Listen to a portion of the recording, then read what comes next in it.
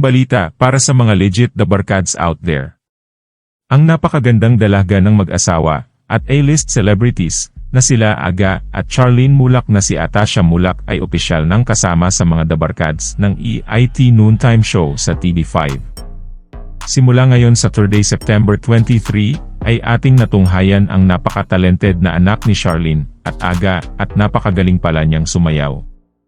Ito'y nagdala ng ligaya at excitement sa mga manonood at nag-udyok ng magandang reaksyon mula sa mga netizens. Si Charlene Gonzalez, bilang isang proud mom, ay nagbahagi ng kanyang kaligayahan sa kanyang Instagram post at nagpasalamat sa EIT, TVJ at Legit the Barkads para sa mainit na pagtanggap kay Atasha. Anya, thank you to EIT, TVJ #Legit the Barkads for such a warm welcome for Atasha Mulak. We are so happy that she is now part of your kind family. Muli mula sa puso namin maraming salamat, hugs, and to our Veva family. Thank you for always taking care of Atasha, at TJ Official at T5 Manila. Nagpasalamat naman si Atasha sa warm welcome na binigay sa kanya sa buong EIT family. Sabi ni Atasha, "And I'm really excited to be part of such a beautiful and kind-hearted family.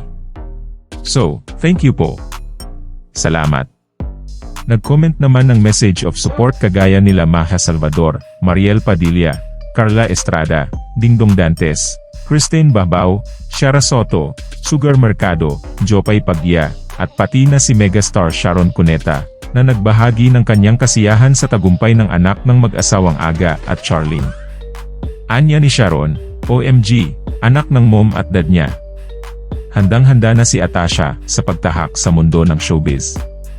Bago si Atasha sumabak sa mundo ng showbiz, pinagsikapan niyang tinapos ang kanyang pag-aaral na may high honors sa Nottingham Trent University sa United Kingdom, noong taong ito lamang 2023.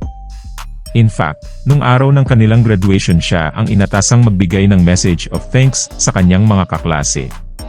Proud na proud ang kanyang mga magulang sa kanyang na-achieve so far at ang kanyang twin brother na si Andres nag-post sa kanyang IG ng kanyang pagbati sa kanyang kambal. Anya, congratulations to my favorite sister, my only sister lol, and best friend. I'm proud of what you have already accomplished. Keep doing what you do. I always got your back. At ngayon nakabilang na si Atasha ng Legit the Barkads, mas lalong magiging kapakapanabik ang bawat tagpo tuwing tanghali.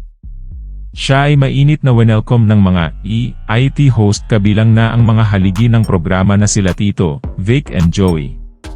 Siya pala ang kapatid ni Ellen na magaling sumayaw. Tanong ng marami, ano kaya ang plano ng kanyang napakagwapo ring kambal na si Andres Mulak? Papasok din kaya siya sa showbiz? Ating pakaabangan yan. At ano ang masasabi niyo na kabilang na ngayon si Atasha ng Legit the Barkads ng TV5? Please post your comments down below. Thank you for watching.